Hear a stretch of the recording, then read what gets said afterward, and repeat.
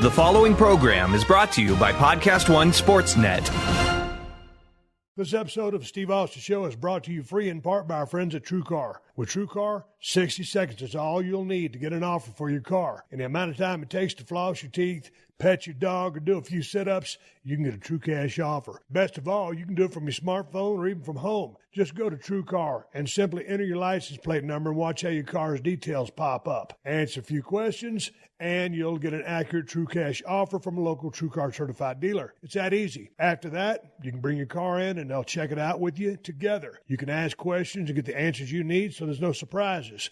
Then simply leave with your check or trade in your car for a new ride. So when you're ready to experience a better way to sell or trade in your car, check out TrueCar today. True cash offer not available in all areas. The following program is a PodcastOne.com production.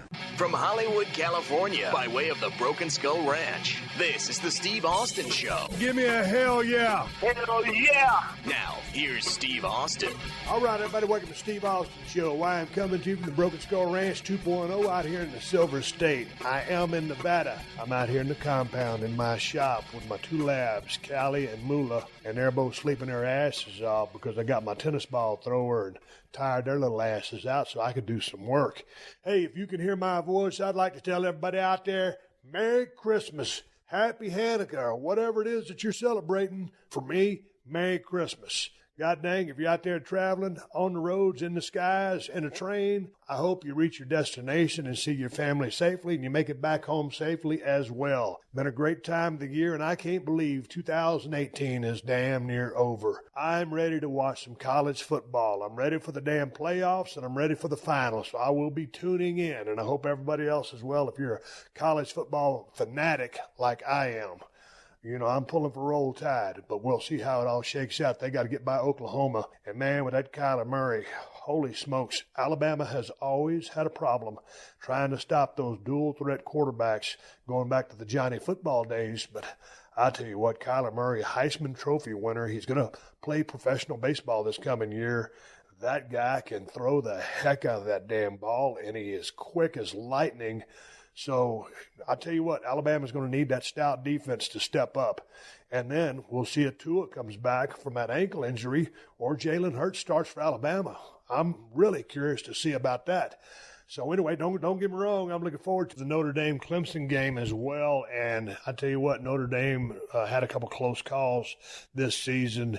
This is going to be the toughest team they've played all year, in my opinion. Clemson's on a roll. Dabo Swinney's got Clemson firing on all cylinders. They got that stout-ass defensive line. Notre Dame's going to have to fire on every single cylinder they got, and they're going to have to play mistake-free football to beat Clemson. And don't get me wrong, Clemson can't go out there and screw around and make a bunch of foul-ups and fumble the balls and get intercepted a bunch of times either. Clemson's really on fire right now, and Notre Dame's going to have to play their ass off to beat Clemson. Clemson definitely has the edge. That Alabama-Oklahoma game is going to be an absolute shootout. I'm going Alabama. I'm probably looking at Alabama and Clemson in the final, and I'm going for a Roll Tide to win a national championship with Nick Saban's program. But nonetheless, I can't wait to see how it all shakes out. Hey, man, I got a hell of a damn guest for you today. I've been wanting to talk to this guy for a long-ass time, but I've been wanting to talk to him in person, and we just never have been able to line up all the stars and get everything right so we could have that conversation. But this is a Skype conversation between myself and WWE superstar Kane, also known as Glenn Jacobs. Man, this is one, in my opinion, one of the best gimmicks of all time, shadowing off of Undertaker, who I think is probably the best gimmick or character persona of all time. And for this guy to come in and play Undertaker's brother, he did a phenomenal job. Big dude, one of the best big men to ever lace up a pair of boots. When he first started off with that mask and that black and red suit, it was just an intimidation factor that was off the charts. Glenn Jacobs is probably the most well-read damn superstar that's ever been in a damn locker room. I think that guy's read more books than the whole roster combined. Super smart guy, very laid back, very down-to-earth, and very professional. We had this Skype conversation. Every now and then, Glenn will fade out, and then he'll come back in. I hate doing Skype phone calls. I'll never do another one. as long as I'm podcasting. Well, I will with Ted Fowler 361. He's got a pretty good system over there. So our conversation kind of fades in and out a little bit on quality. I know Sean's going to clean up most of that. I'm going to keep this open short because Sean's got a lot of stuff to do as he gets ready for the holiday seasons. But enjoy my conversation with one of my favorite WWE superstars of all time, Kane, the Big Red Machine, Glenn Jacobs, the mayor of Knox County, Tennessee. Just an awesome guy. I hope you enjoy the conversation. And once again, to everybody out there, Merry Christmas, Happy Holidays, safe travels to everybody. Guys can be terrible at taking care of their health. Whether it's a knee injury, a bad back, or something worse, guys are usually more comfortable rubbing some dirt on it than seeing a doctor. Same is true for erectile dysfunction. Studies show 70% of guys who experience ED don't get treated for it. Thankfully, our new sponsor, Roman, is here to help. Roman is a one-stop shop for diagnosing and treating ED online. ED often means that something else is going on in your body. It could be an early sign of high blood pressure, high cholesterol, diabetes, and obesity. That being said, it's best to get yourself in check. Roman offers a quick and easy online questionnaire, which is then reviewed by Roman's network of U.S. licensed physicians. If appropriate, they'll prescribe brand name medication that ships directly to your door. No awkward conversations, no waiting rooms, no inconvenient trips to the pharmacy, and Roman offers you, the patient, control of your dosage and various brand options through your personalized online dashboard. Just for listeners of the Steve Austin Show, go to GetRoman.com/Austin to receive your first month of medication free. One more time, that's GetRoman.com/Austin for your first month of medication free. Check it out. Strap in, folks. The college football playoff semifinals are set for this Saturday, December 29th, only on ESPN with two back-to-back games, starting with Clemson and Notre Dame at the Goodyear Cotton Bowl Classic at 4 p.m. Eastern. Clemson has Notre Dame's number from their last meeting back in 2015. Then it's Alabama and Oklahoma at the Capital One Orange Bowl at 8 p.m. Eastern. These two teams are facing off for the first time since the 2014 Sugar Bowl. And don't forget, Oklahoma has beaten Alabama 3 straight times. The winner of the Orange and Cotton Bowl will face off in the national championship game presented by AT&T on Monday, January 7th on ESPN. Do not miss it. This is the Steve Austin Show. Man, I got a bunch of notes. It's been real hectic. I had my birthday the other day. My wife's birthday is the day after mine. Our anniversary is tomorrow. We did an early Christmas dinner today. We're fighting the LA traffic. I hate to be in Los Angeles this time of year because it is absolutely crazy. But nonetheless, while I was going over an early Christmas dinner, I jotted down just some pages of notes. I thought we'd kind of go over those, answer some questions, and fit in what we have time to fit in. With that being said, let's start off with something current that I know you wanted to promote and talk about on the show. The fact that you and Tom Pritchard started a wrestling school over there in the Knoxville area. Tell me about this and what made you decide, after all of your years in the business, and I want to get to your training with Dean Malenko, who trained you to break into business. Why a wrestling school, Glenn? You're busy being the mayor of Knox County. Tom Pritch is one of the top trainers in the entire world. I mean, he's just awesome. And it's one of those things where people would always come up to me and, how do I get into the wrestling business? Well, eventually you're going to have to go, if you want to get WWE, you're going to have to go to the Performance Center. You have to go to Orlando. But, Booker's got a great school. Booker T has a great school in Houston. Lance Storm, of course, has a wonderful place up in Calgary. Well, those are in Houston and Calgary. And I thought to myself, Tom Pritchard is just sitting here in Knoxville. And again, he's one of the very best in the world. And I'm telling people, and again, those are guys that I trust. There's some others around, but, specifically those two guys. I'm telling people to go 1,000 miles. Why don't we just do it here? And I think it's going to be a great partnership. Again, Tom's trained people like Kurt Angle and trained The Rock, all these different superstars. Really, for me at this point, it's about this business has been very good to me. Sometimes I worry about the pipeline of talent. So I'm sure you do as well. And anything I can do to help people get into it the right way, because a lot of people aren't going to take you down the right path, and anything I can do to help folks get into it the right way, I think it's beneficial for all of us. And, that's really the reason why. I mean, for me, I thought it was really just a waste of Tom's talents not to be doing this. And that was the big motivator for me, really. And I agree, man. I think Tom is one of the top trainers that there is. He took me under his wing when he didn't have to in my USWA days when I was starving to death and dropped a lot of knowledge on me. So I agree with you that. And yes, Booker T, Lance Storm. I would throw Al Snow in there as well just because Al's another great one. Yeah, so there's a couple. And like you said, they're in your area. Yeah, there's a need for that. What are you guys going to be doing different than the Performance Center, say NXT down there in Orlando? Or will it kind of be the same program? Because, man, you've been with WWE since give or take around 95. Well, probably be a lot, probably be some of the same stuff to some extent.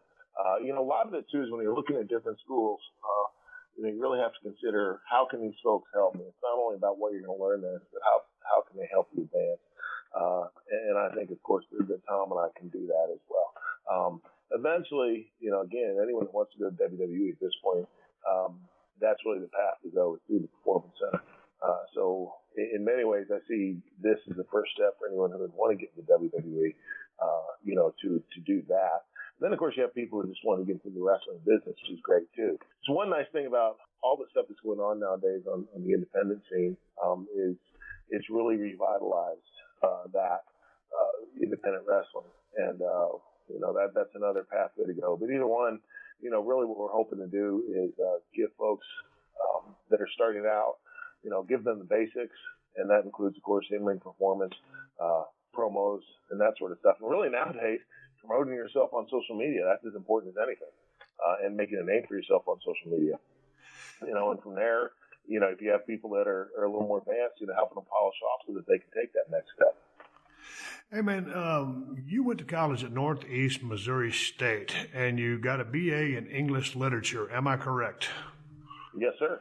What were you planning on doing with that degree? Because you jumped right into business of pro wrestling. And I applaud you for getting a college degree. I was thinking about teaching.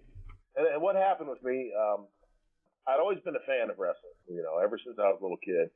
Sort of fell off in high school. We lived out in the country. We didn't have cable TV. It's one of those things, if the wind was blowing right on a Saturday night, I could watch all-star wrestling out of Kansas City, catch people like Bulldog Bob Brown and Ray Candy and every once in a while Harley Race.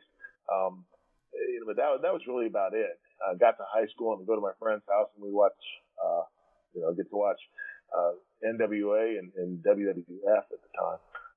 But I wanted to play basketball. I went to college on a basketball scholarship, and I did lift weights in high school. So I was a skinny kid when I graduated.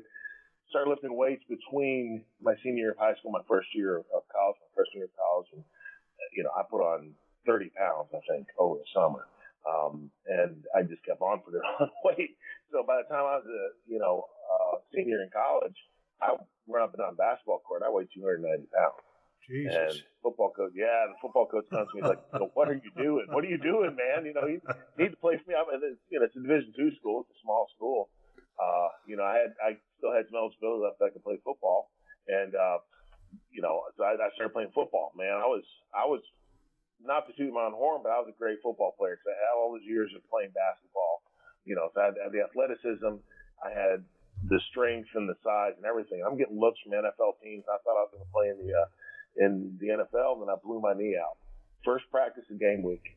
And that pretty much ended my football career. And I was thinking, well, what else could I do? I'd always been a fan of wrestling. And Hogan was super hot, and I thought that I'd give that a try. And, I thought I could be good at it. And that's how I got into the world of professional wrestling. Dude, what is your shoot height and weight? I'm 6'8", and I weigh, right now I weigh about 290, 295. The heaviest I've ever been is about 320. You've always pretty much maintained your physique the entire time I've known you. I mean, and I've never really crossed paths with you in the gym because we traveled in different circles, and I was kind of running with the drinking crowd. I trained here and there, but you were obviously a little bit more serious about it than I was. What does your training consist of? I know how football players train, but once you got into the business, was it basic bodybuilding style training? Because you've always had that impressive physique that, as we'll go through a couple of gimmicks, but that really, made you the perfect person to be the monster Kane. Well, I appreciate that. Thanks. But I actually always, until my body revolted, I always followed I always did football training, man. My strength coach in college was a world-class powerlifter. He was actually, I believe, the first guy to break Bill Kazmaier's overall total in the bench press, squat, and deadlift at 2,400 pounds. You know, so he was a monster. And we just concentrated always. It was squat, deadlift, and bench, you know. And my motto was go heavy or go home. And I did that for years and years and years and years and years. And then, like I said, you know, my body just started saying, I can't do that anymore. So I backed off the heavy stuff. I still lift weights. I do a lot more cardio now. But yeah, for years, man, that's, you know, if I figured out I was going to go to the gym, I just lifted as heavy weights as I possibly could. Who was the guy that you just, you didn't drop his name, but that beat the 2,400 pound total? It was the guy named John Ware. Okay, yeah, I'm aware. No pun intended of that guy. Yeah, that was my strength coach, my position coach in college. Give me 3 basic numbers. What you would probably total your best lift: squat, bench, and deadlift. I was never a great squatter or deadlifter.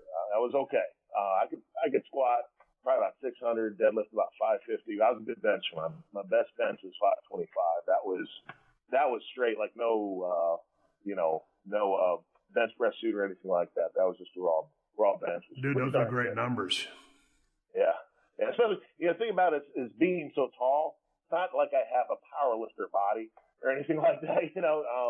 So yeah, but again, that was just the result. I mean, that's what we did, you know, all the time. That's how we trained. So you've got this college degree. All of a sudden, you've been watching wrestling your entire life. How in the world did you hook up with a Dean Malenko to train you in the business of pro wrestling? Because Dean Malenko is, first of all, I consider him, you know, an awesome talent, true scientific wrestler, great technician, and you're a big guy, more of a brawler. You're not really going to wrestle people on the mat. So how'd you hook up with Dean Malenko, and how did this go? Because there's a big difference stylistically here. Sure.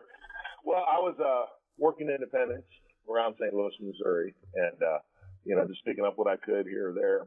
And I felt like if I was going to get serious about it, I had to be trained properly.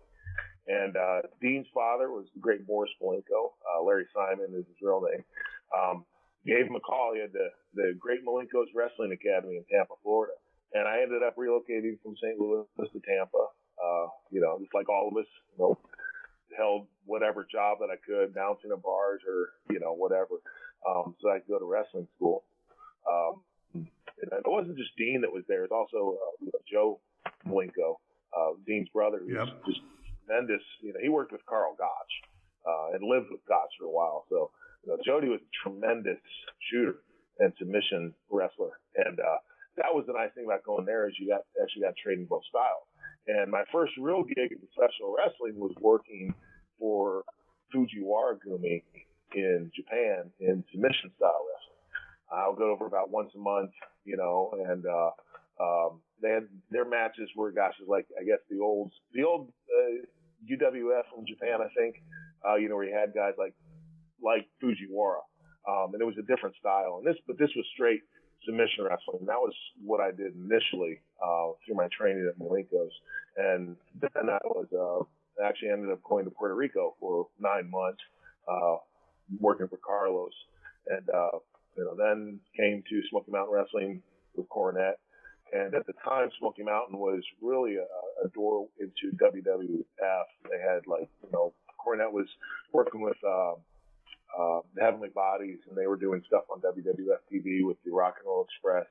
And I was fortunate enough to, you know, work with Ricky Robert and some of the other great performers with Cornette. Okay, you're working over in Japan. You're doing some very interesting type stuff there. And then with the submission game, all of a sudden your big ass goes down to Smoky Mountain. And, you know, I love Jim Cornette. He's one of my favorite managers of all time. He's probably got one of the brightest minds in the history of the business. So all of a sudden, this 6'8", 300-pound guy, you shows up down there.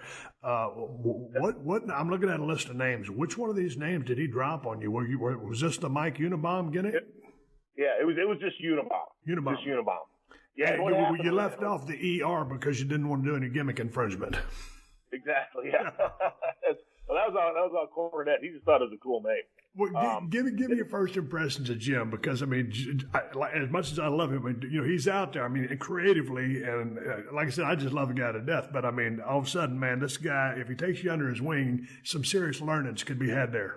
The thing I remember the most about Jim was the first time I saw his temper, which is legendary at this point. But I'll preface the story a little bit. I'd been in Puerto Rico, and Dutch Mantell had taken me to Puerto Rico. I owe a lot to Dutch throughout my career. Me too. He got me to Puerto Rico. Then he got me a job with Cornette. But in Puerto Rico, Eddie Gilbert was with me as well in Puerto Rico, and we were going to go to Cornette as a tag team. And then what happened was we did one TV taping, which is 3 weeks of TV. And Dutch had left Puerto Rico, so Eddie got the job booking back to Puerto Rico. He went back to Puerto Rico. So that's when Al Snow came down, and I ended up being the tag team with Al Snow. But anyway, Al Snow and George South have a TV match. This is Al's debut on Smoky Mountain Wrestling. So they go out, and Jim told them to have, a 10-minute match, do out the high spots, and, Al was going to beat George with his finish, like a leg lariat off the top rope or something like that. Well, they go out, and they did the handshake spot for like 5 minutes. Oh, no. Where the heel's going to shake, and Cornette's sitting there watching it, and he's like, this thing about Al, he's a great wrestler, but he's not used to TV and having lots of action in match. So they come back, and Jim tells George now, it's like, well, it's not exactly what I wanted, guys. So George, this is probably the first time in the history of the business that a babyface actually called out a heel like this. But, he sends George back out and says, Al, no, you can't beat me twice in one night. And they're supposed to do a couple high spots, and then Al just rolls George up or whatever. So they go back out, and they did one high spot and one thing, and then Al rolls George up. And Cornette he was like a volcano. He slowly starts cursing. Everybody's leaving the room, and I'm sitting there like, what is going on here? All of a sudden, his face starts changing all these shades of red, and finally it's just purple, and he's throwing stuff and going off, and I'm like, what in the world is going on, man? And then here come Al and George, and Jimmy just sort of like swallows and looks at him, guys, that wasn't exactly what I want, but I'll make it work. And I was like, man, that's what I knew I'd set to do, a bit of a different world than what I was used to. You got into the WWF at the time, now WWE, in what, mid-1995? Yeah, yep. Okay, now August of 1995. Okay, and you also got married in 1995. Yep, about the same time. And you are still currently married to your wife. Yes. From 1995. Yeah. Okay, now she's known you. You'd been in the business since 92. Y'all get married in 95. All of a sudden, little Smoky Mountain, and boom, you're away to the big show. You're going to New York. And that's the big time. So what has been your wife's take on all this, as long as it's lasted? And I didn't even know that you guys sold insurance on the side down there, and now you're married. But what was her take on the business way back in the day when all of a sudden, I mean, because, dude, it's hard to stay married in this business. So what is your wife's take on the business of pro wrestling? Well, she's just very grounded. And, she never got involved in any of the drama, which I tried to avoid as well. Because that's really, I think, what does it, right, is we all have to remember that we're just people doing a job, at the end of the day. And, a lot of times the guys talk about how hard it is to be on the road, and it is to be with your family, but it's just as hard on your family. And, I've been very fortunate because Crystal is, she's very strong. And like I said, she's just grounded. I mean, she's not afraid to just tell you something's BS, and she understands all that stuff. Right. So, she just never bought into any of the things that kind of go along with stuff. I think that, when people start thinking that, I don't know if it's that they're bigger than the business or, that the whatever defines them, that they're a superstar. And Crystal never bought into any of that stuff. That's probably why I never did either, because she wouldn't let me, frankly.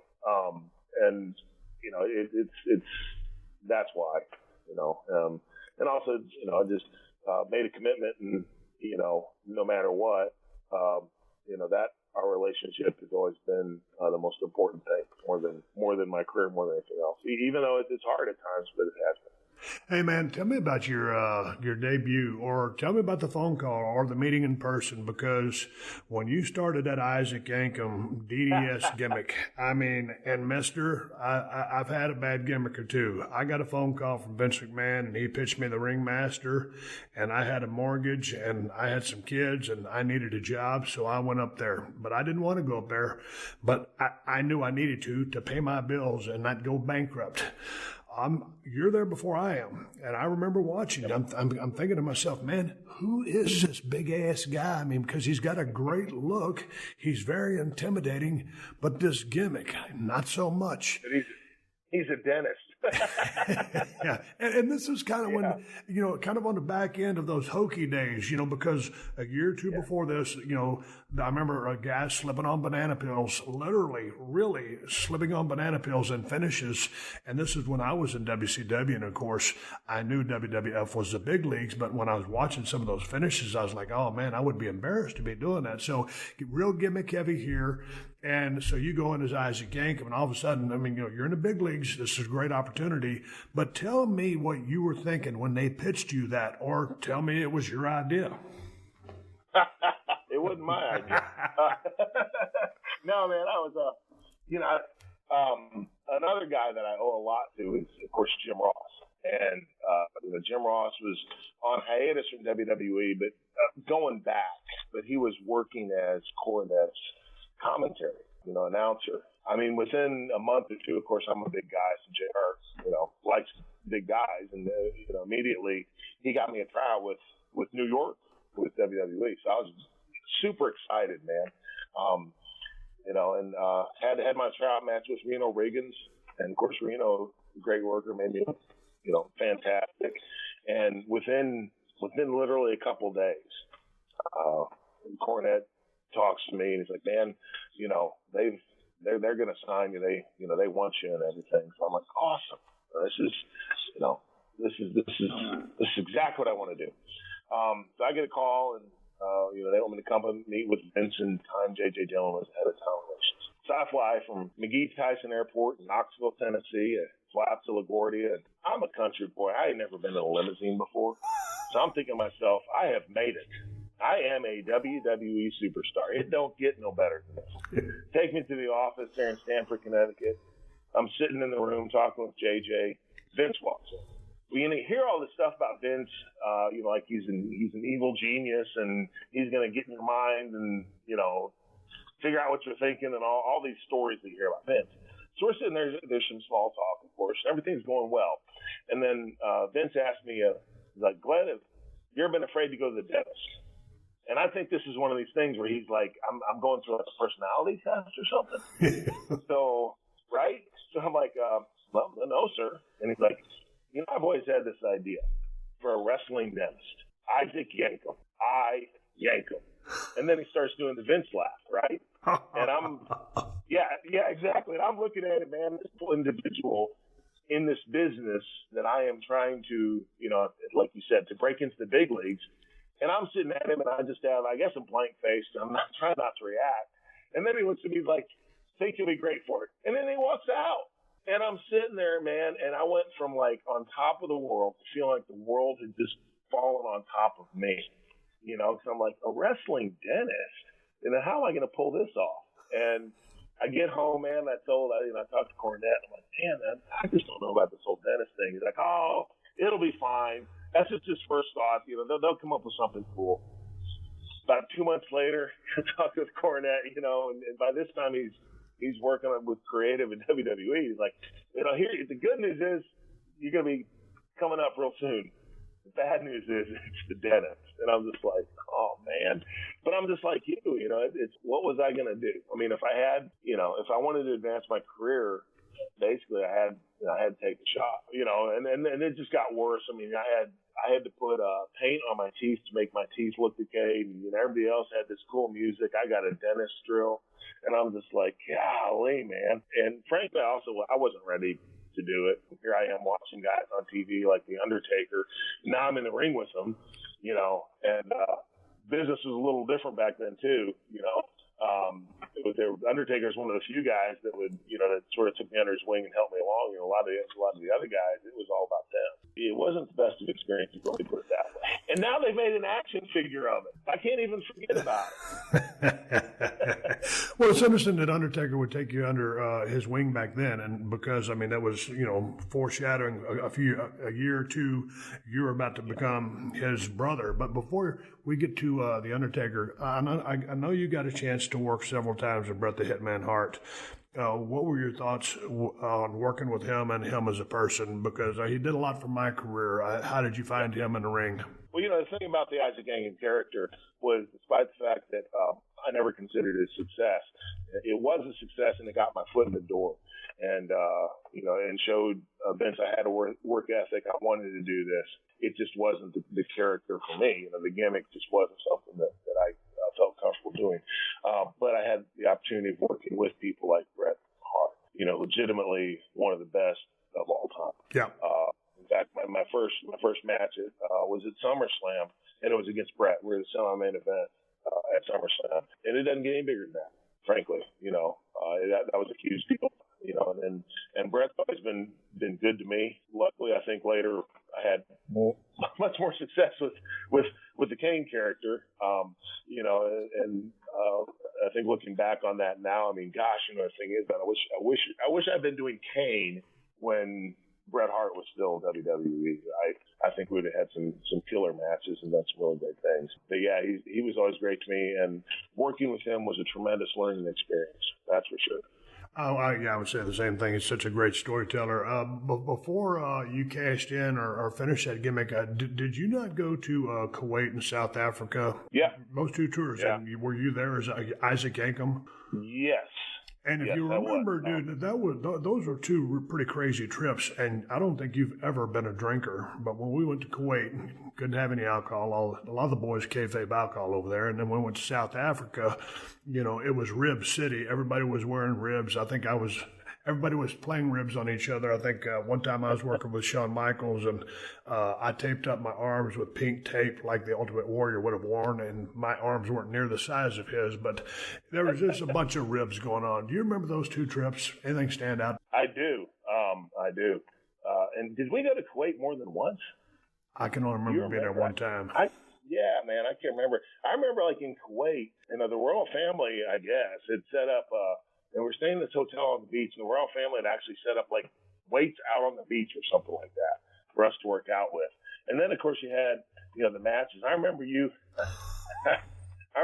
that's when you did a splash off the top rope, but you jumped off the top rope, landed on your feet, and did a bunny hop into, like, the least impactful splash of all time. And that's how the matches went. And then, remember the big test of strength with Taker? Yeah. Yeah. They had everybody's in the ring with Taker, and everybody joins hands. It's like a battle royal or something like that. Yeah. It was like an 8-man test of strength, and you had to break the chain to jump in. And it was the most ridiculous thing in the history of the business. It was awful. And I don't remember really going back, because I believe that was one of the times we were trying to kill the territory. I say that in jest. And then I remember South Africa, man, that we got to stay at that Sun City Resort, and that was pretty awesome, actually. I remember going to the water park there, and also to this golf course, and it was me and Justin Aldo Montoya. Yeah, Aldo Montoya. I remember he and I are out playing golf, and I don't play golf. It was awful. But anyway, we're out playing golf, and you like hit it into the bunker, except the bunker was like this pit filled with literally alligators. And that was everywhere throughout the course. I'll never forget, we were on a safari in South Africa. I think everybody went, or if you signed up for it, you went. So anyway, I signed up for it, and we're out there, and we're driving around. We're seeing all these cool animals, and then we stop at a water hole. And, I'm Mr. South Texas hunter. I know everything there is, so I'm out there walking around the water hole, checking everything out, and the guy comes up to me, and he goes, you might not want to be right there by the water hole. And so, me knowing everything, said, dude, what's up? Why? He goes, well, it's feeding time, and a lot of times when these animals come to get a drink at the water hole, the lions or the alligators or the crocodiles will jump on them. And I was like, that's a good reason to get away from the water hole. Hey, man, I want to shift your attention to the curtain call in Madison Square Garden. Were you on that card? I was not, actually. This was before kayfabe had really been broken. On a scale like that, sure, there had been the exposés and all the other stuff, but no one had ever, hugged each other inside the squared circle, much less a cage. And Kevin Nash, Scott Hall, those guys were going down south. Shawn Michaels and Triple H would stay. And in 1996, you became the fake Diesel.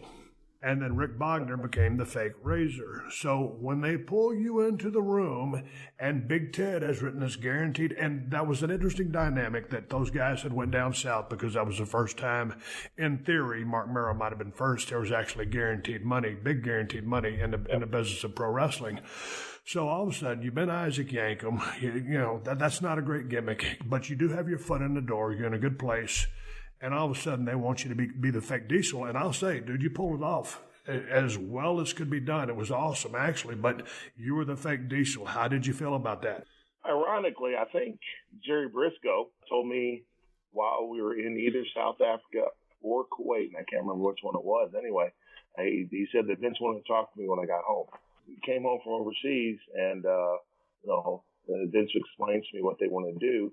And I'm going to be the fake Diesel. Now, the concept of the storyline was excellent, actually, because what had happened was, JR was turned heel, and he was going to prove that he was actually the creative mind behind WWF success, and he could replicate it with anybody.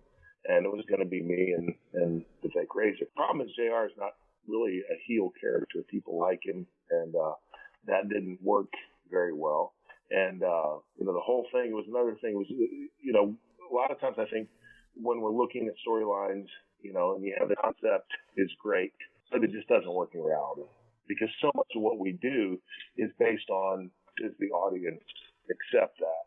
And they didn't really accept this whole thing. I mean, no matter what, it's still the fake Diesel and the fake Razor. At least I wasn't a dentist anymore. Alexa isn't the only one with breaking news. Make sure to hang around at the end of this podcast for the latest breaking headlines on the AP News Minute. Happy holidays from all your friends at PodcastOne. Hey, it's Adam Carolla. This is Heather Dubrow from Heather Dubrow's World. Hey, it's Steve Austin from the Steve Austin Show. Hey, this is Rob Riggle. And Sarah Tiana from Wriggles Picks. This is Caitlin Bristow from Off the Vine. Hey, this is Kelty from The Lady Gang. Happy holidays from PodcastOne. This is the Steve Austin Show. Heading into give or take 97, 98, all of a sudden you are bestowed upon the gimmick of Kane. So what was that conversation like? Who came up with the idea of Kane creatively? Yeah, I'm not sure exactly who it was because so much of everything that we do is a collaborative effort, right? The story as I understand it is this. This is right after the Kuwait trip that Big Van Vader was arrested. He was detained in Kuwait, and Undertaker needed an opponent. And they're panicking because who's Mark going to work with at the next pay-per-view or whatever it was. And so they come up with this idea of Kane, which was it wasn't even called Kane yet. It was called Inferno, was the character's original name. And but basically they were going to hotshot it, and they were going to use me because they could put I matched Mark's size. Put me under the hood. No one thought about the other characters. But then Vince really liked the idea. The story's great, right? You have these two brothers that are almost mythical creatures. The other one tries to kill him in the fire, and all this backstory that he had going into that, right? And then that's where they came up with the character Kane. I think Bruce Pritchard always loved the name Kane. In fact, he has a son named Kane. But Bruce and I were talking, and I pitched that too. I was like, Inferno sounds like a cartoon name. Yeah. Kane, Kane and Abel and all that stuff. And then when Taker was first debuted at Survivor Series in '91, I think, he was Kane the Undertaker. And he was Kane the Undertaker for like 2 weeks, and then they dropped the Kane part and just made him the Undertaker. Right. But then you have the backstory was Taker's original name, was that an homage to his brother and all this stuff. And of course, I'm thrilled because I'm going to get to work with Undertaker. Oh yeah, man, you're stepping in one of the best spots ever. And here's the thing, going back to what you were saying, it did not get any better than that, right? I mean, I consider the Undertaker to probably be the greatest character ever created in the history of the wrestling business. You know, I love Ric Flair, the Hulk Hogan's, the Macho Man's, Stone Cold or whatever, and Kane as well. But the Undertaker, one of the heaviest duty gimmicks of all time, and there's probably no one better than Mark to pull it off. How was he on signing off on this? And it's different. It's for guys of your size, Mark's size, because, hey man, on one hand, it's great. You're probably not going to take as many bumps as everybody else. But on the other hand, man, you've got to have a dancing partner that can match your physicality to really draw money. And so I'm sure that, for the Undertaker, finally I get a chance to work with a guy my size so we can have 50-50 matches and he doesn't have to sell up right all the time. And you know, he'll sell for anybody, but you got to stay on top of Undertaker's ass.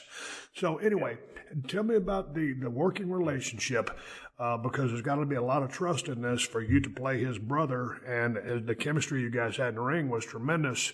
But how did that relationship? I know he'd already taken you under his wing, but then all of a sudden you guys have got to become pretty close because you're dancing together damn near every night of the week and drawing big money. Yep.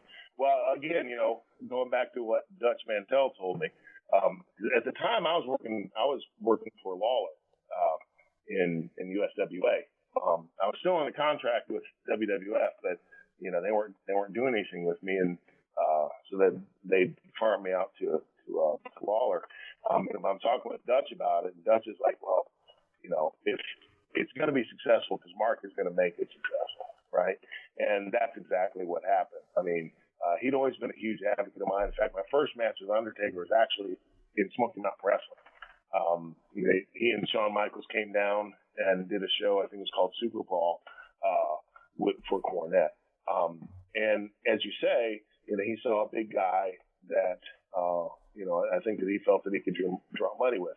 You know, the thing about being a big guy in our business is, again, you don't have to take as many bumps and all that, but anything that you do has to look extremely believable because everything is exaggerated when you're bigger. I mean, people just expect that, right?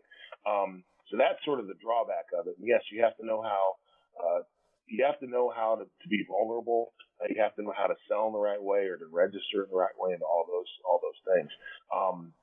But I was very fortunate because Mark was all about the whole thing, you know, and just tremendously helpful. You know, in fact, it was one of those things where as it got to rolling, you know, you'd have egos that play every once in a while, right? And someone would maybe not want to do something that they needed to do. And basically I would tell them, look, you can either do this or we can talk to Taker about it. And inevitably they did what they were, you know, they did what I was asking them to do. It was also, you know, Mark understood too, you know, that success in this business, when you're in the ring, it is like a dance. I mean, it takes two people, you know, to succeed. And, you know, he was always all about it. And, as much as anything, the plate or the table was set for me, dude. You know, I'm going to go in there with the Undertaker. Paul Bearer had been talking about Kane for months before Kane ever came out. You know, all this stuff that was just set up that Kane was going to be successful. I mean, you know, and I was just fortunate enough to be, you know, the guy that was in that position. And then to go out there with, you know, Taker, first match in Hell in a Cell, Undertaker versus Shawn Michaels, which had never happened before. I'm involved with that. It was just one of those things, man. I couldn't have written a better story than that. I know you'd already been working on the submission stuff. You've been going over to Japan, so obviously, you know, like you were just saying, as far as selling, registering, there's different levels. But then all of a sudden, when you turn into Kane and you're working with the Undertaker, did he pull you aside? Because even though you were a big guy then, you weren't really a big guy with stroke. Now you're working with a made guy who's the Undertaker, and there's been probably no one that's been more professional or cool than that guy, and a respected guy in the locker room because of his cool and calmness and just the way he thinks about the business, his whole approach.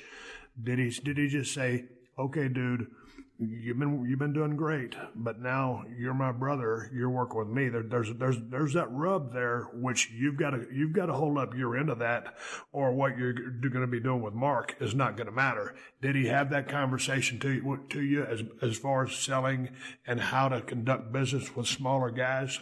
We'd already had that conversation about 2 years ago when I was Isaac Jacob, and that's a lot of the reason that when I got the fake Diesel character, it was a lot more successful because I realized what I had to do. And it was, because Mark had already had a conversation. But yes, after, the Kane deal, it wasn't like he, ever sat down and said it, but, I understood. And a lot of times, again, I'd mess something up and feel bad about it. The reason I felt bad about it is I let him down, and he had invested so much into the character. I mean, my first night, I dropped him. I mean, I tombstone pile drive the Undertaker. That never happens. That made me right off the bat, and anything that I would do to mess that up hurt him because he had done that for me. But I would go to him every once in a while and say, "Hey, so-and-so wants to do this." And it was just counseling that, he'd tell me, do whatever you want to do, but I wouldn't do that if I was in your spot. Right. Yeah. So, that was awesome for me. But yeah, and then Sean, I remember, right before we did the deal at Royal Rumble, I guess 98, Taker and Sean had a casket match, and we had actually teased unification of Kane and the Undertaker right before that, leading into that casket match. As you had morphed into Kane and started doing business at a high level, how did your working relationship with Vince McMahon change? Because obviously, I always tell people this, and from your first meeting in there, you go in there, you meet the guy, you've heard all the stories. He's a third-generation promoter. He's an evil genius. He can take someone with some problems, spin them around, and they think they've got all the problems solved, and they walk out and think, "Hey, man, I didn't really get a chance to settle what I wanted to settle." He's just a master of psychology. And so I learned from my ringmaster days to when I turned into Stone Cold, and then as I started getting hot, my relationship with the man became much closer, even not only on a professional level, but a personal level. And I've always told people I've learned more from working from Vince McMahon than I did in 5 years of college. So how did your relationship grow with Vince? Because he can be a very intimidating figure. Well, I feel the same way that you just said. It's the same for me. A lot of what I've done, even outside of WWE and outside of wrestling, and some success that I've had in other areas is because things that I've learned from him just by, watching how he does things and approaches business. The thing about Vince is you really have to be at that level, okay? And you have to act like you were at that level with him, and to get him, I think he always values people's input, but you have to be confident, I guess. And like with the Isaac Jacob character, I wasn't, I was still, but I've learned with Vince, the more that I'm confident about what I'm talking about, or more that I want to feel strongly about something, the more he respects my opinion. That's a good spot to be in. He does listen to his talent. A lot of times, like you said, what happens is you walk in and, you think you accomplished something, you walk out and you're like, well, I just came out and I'm doing the same thing I didn't want to do when I went in, Yeah, I mean, he's the master of doing that. But, a lot of times I have been able to, be like, hey, this is why this is not a good idea, or this is why this is a good idea. And he does end up listening to you, because he trusts you, and especially the longer you've been there. He realizes, especially the guy like me, he realizes I'm not in there just for me. I'm in there because I maybe have a different perspective than what he does, but it's still in the best interest of his company. I'm not in there just trying to do something for myself. But it does change over time, because you work with someone for long enough. The other thing about Vince is, man, he's super loyal. You know, if you're loyal to him, he's going to be loyal to you. He's a businessman like anybody. He wants everybody to get over. Yep. But the more serious you take the business, the more you're putting into it. The more that you can, and the higher up you are, and the longer you're there, the more you can develop that relationship. But in my opinion, Vince does not like pushovers. He likes a challenge. Now, does he want a diva, or does he want someone to buck the promotion every time? No, that's not what he wants. But he does something. He enjoys people to challenge him. And he enjoys challenging people because he always says, Steve, I give people here opportunities. And that's the truth. And so that being said, as many yes men as he's had and surrounded him for a long time, he likes the guys who will say, well, hey, what about this? And the higher level the business is, the more serious it is. And that's serious money. And then that's just business. I want to take you to a time.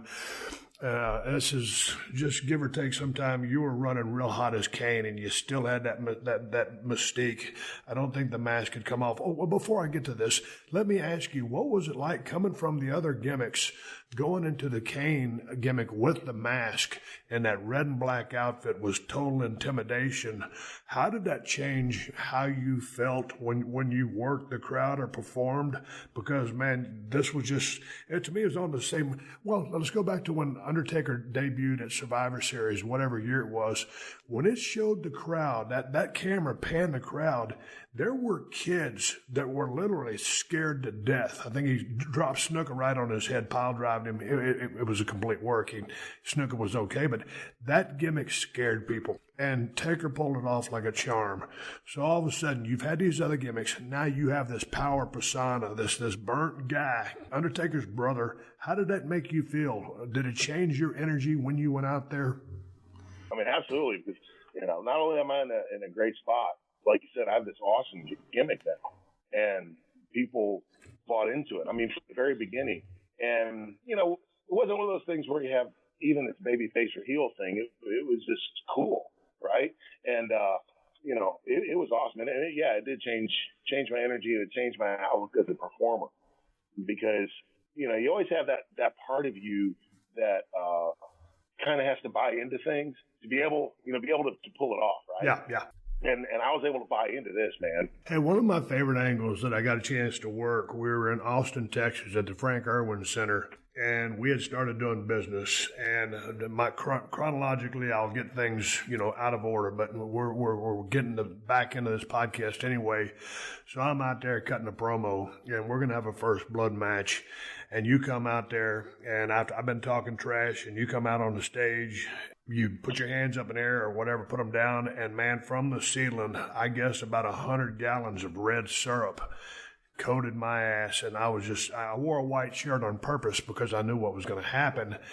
And I'm standing there, and I'm just a bloody mess of blood, of syrup, candy syrup, and the crowd can't believe what they've just seen. And, man, you put this little gimmick thing to your voice, and you said something like, Austin, next Sunday, the blood will be yours. Do you remember that night? Because that was one of my favorite angles that I ever shot. Absolutely. Because, what I said was, if I didn't beat you, I was going to set myself on fire. Yep. And then that whole thing. And I mean, that was just the great stuff, right? I mean, we were doing really edgy, really cool stuff. And that was like straight out of the movie Carrie, with when she gets soaked with the pig blood and all that, and it was the same thing, except it was live on, live TV. And, it was awesome, man. And I remember too, I mean, just the whole thing, and we had Taker intertwined with that and Mankind intertwined with that. And of course, Paul Bearer.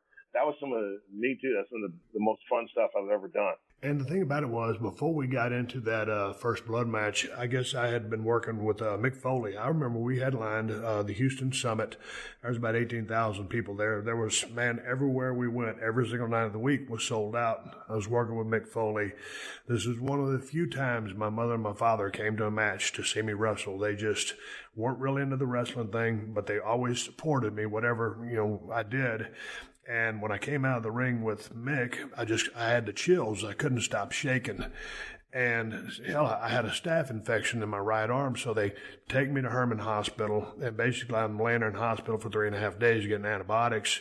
And the next time I work, that's with you in the first blood match. There's a problem. I mean, because I'm looking forward to working with you, but when I'm working with a guy who's 6'8", built of 7 foot and 300 pounds, and who wears a mask, it's going to be hard for me to bust this guy open. So I'm going to say, okay, work the back of his head, do something, but here's the problem. We were the main event. I always love to be the main event. It just happens to be in the semi-main was two cats named Mick Foley and The Undertaker in a Hell in a Cell match. And those guys absolutely ripped the roof off the building, not only the building, but the history of the business. That was one of the greatest, craziest matches of all time, and completely stole the show. And so they go out there, all this physicality, all those bumps, all the thumbtacks, everything. And then you and me go out there for our first blood match. And, dude, we worked our asses off. We tried real hard. The crowd got into the match, but after what they had seen, you know, it's sometimes it's just one of those nights at the office where you can't top that semi-main or whatever was in front of you. Do you remember how hard that night was, or what was your take on it? Because you might have been like a kid in a candy store. I thought it was really, really hard. I always tell Mick he has tremendous heat with me because I won my first world championship that night, but all anybody remembers is him flying off a cage twice. You know, and I'm like, I won my first world championship. I'll never forget, man. I'm standing back at the monitor, and this is before we had, you know, the big, huge, nice field position we have now. Basically, you know, you have Vince is sitting there across the table with a monitor, and Briscoe, you know, sitting at a monitor calling times. So Mick goes off the cage the first time, and everybody's like, good Lord, you know, he's gonna kill himself. And then he goes through the cage, which, of course, that's another story. But anyhow, man, Vince looks at me, okay? I'm still kind of new in the business. I mean, I've only been in for a few years. And I'm going to go out and work with you. And, you know, you're the hottest thing going. And Mick is supposed to come out at the end of the match. Taker's supposed to come out, you know, and the deal was, you know, Taker swings the chair, Mick, and think misses, hits you or whatever happened. But in any case, so they're supposed to come back out. And Vince looks at me and he goes, if he can't make it back out there, you're going to have to figure out what to do. And I'm like, me? How am I going to figure out what to do? Are you crazy? You know? And yeah, it was hard because no matter what we did, I mean, how do you top all that? You know, and I think we did get him by the end, but still, I mean, it was, you know, it was a hard night for us. I mean, it was a night that redefined our business, you know, because of what Mick had done. But it was a hard night for us. But I'll tell you, man, I won my first world championship that night. But the night that actually stands out in my mind was the next night in Cleveland. When it was you and me again, we have a rematch. You come down to the ring, you know, and you basically, you know, insult me and talk me into a rematch, which Vince is standing there, you know, Mr. McMahon, and he doesn't want me to do it. And finally, I agree to it. Man, if you remember, that was the most electric crowd I have ever been in front of in my entire life. I mean, it was Gund Arena, packed to the rafters, and it was just like electric, you know, and that was a truly amazing night. And when people say we only have the championship for one day, I'm like, man, it doesn't matter because it was the next night. It was losing the championship, which actually stands out to me a lot more than I did when I won it, you know, because that was a phenomenal night. And, you know, everybody was there to see you beat me, to see you win the championship back. And it was just a phenomenal night. So really, I remember the night in Cleveland, which is the night after Pittsburgh, much more clearly than I do the Pittsburgh night. Dude, I just remember that being a hot crowd. It was unbelievable business. It was unbelievable. And then I caught some, I think I was on YouTube. I was watching a couple of clips of us, and I guess I got a few of them out of chronological order. I guess people think, well, why was Kane the world champion for just one night? It's like, well, hey, man, that's just, things were so hot. That's just what we did. I didn't really care who was the champion. It was cool for me to have the belt, but whatever, that was a booking decision. I remember going back to that match after the after Taker and Mick had done all that stuff, and Mick had fell on his head, I know he was concussed. He was lucky he could even walk. And then Taker had obviously been through the ringer as well. And then here he comes down there. I think I hit him with a stunner or something in the match. And then, of course, I roll out of the ring. As I'm rolling back in the ring, it's a timing issue with me and the Taker. And I'm picking up my chair. He swings his chair, which is a perfect shot, double percussion, boom, it's color.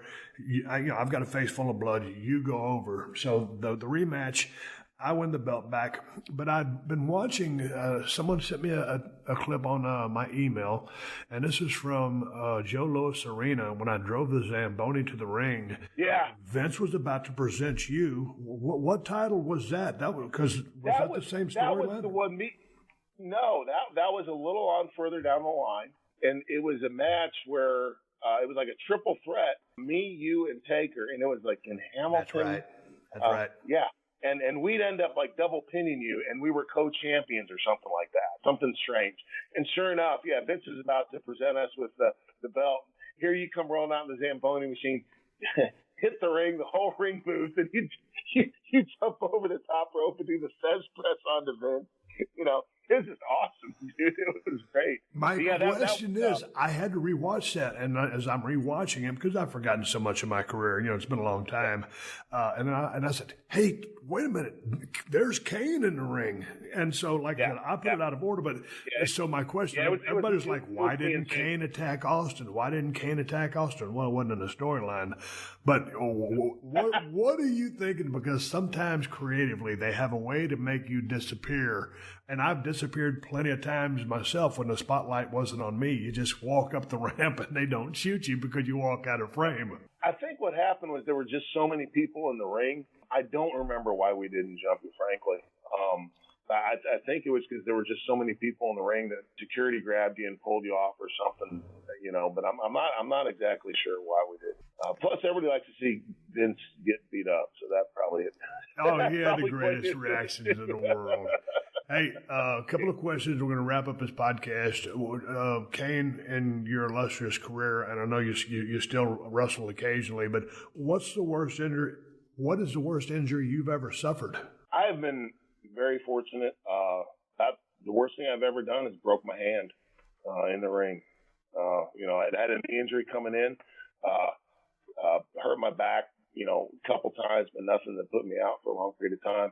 But and just one of those things, man. I was jumping off the top rope, doing my clothesline off the top. Yep. Devon Dudley was my target, so I was blaming it on Devon, although it wasn't his fault at all. But I still say that he did it. But as I was rolling through, I got my finger stuck in the mat and bent backwards, broke my hand. And that was actually leading into the week before WrestleMania. That was WrestleMania 2000, which was in Anaheim. I broke my hand, got a cast put on it, flew out to Anaheim, did the show in Anaheim, and worked with a broken hand. Then I got to take a couple months off and let that heal. But that was really about the worst thing that's ever happened. And I've been very, very lucky. Do you think the business is harder or easier these days to get in first and just to get over second? And that's always a mixed bag. Probably easier to get in, frankly, because, everything used to be kayfabe, and, you would literally go to train and people would beat you up. So it was very hard. It was very protected. It was very difficult to get in. Now that's not so much. But now I think it is harder to get over. Fan base is a lot more sophisticated now. Frankly, when I go back and watch stuff that I watched as a kid, it's terrible. But when you're watching it from a technical perspective, it wasn't very good. And now, you have a very sophisticated audience. And a lot of people are extremely critical of everything. So I think that makes it more difficult. On the other hand, you can promote yourself through, social media, which you didn't have the ability to do before. That helps. If you're fortunate enough to get into WWE, it's hard, because nowadays the guys don't have as much freedom as we used to have, to be able to go out there and just do things on their own. And the reason for that is, it's a TV product, and also a lot of the guys that come up don't have the experience to be able to do that. So they're not given that leash. We always say, well, you have to take a risk and you have to take a chance, but it's just very difficult to do that. And last question, any advice you would tell someone coming up in the business? They're already in the business, maybe they got a year or two under their belt. General advice that you'd give somebody? Well, the Jacobs Church's Wrestling Academy is there as a finishing school if they need that. So certainly you can give us a call. But, it's a good plug. On a serious note, who you take on as mentors and who you listen to is extremely important. That can make or break your career. And the thing is, you're always going to be learning. I still learn stuff like all the time. When I'm active in wrestling. But I think the most important thing is just you make sure that you try to find quality people to work with and quality people to learn from. I can't tell you how important that's been for me in my own life. I mean, if I hadn't had people like Dutch Mantel, like, Dean Malenko and the folks at his school, and Jim Ross, Jim Cornette, and then so many others throughout my career, Undertaker, I would have never gone anywhere, And I think that's the most important thing is just building up that network of trusted people that you can listen to and learn from. And, then that'll give you the best chance you possibly have.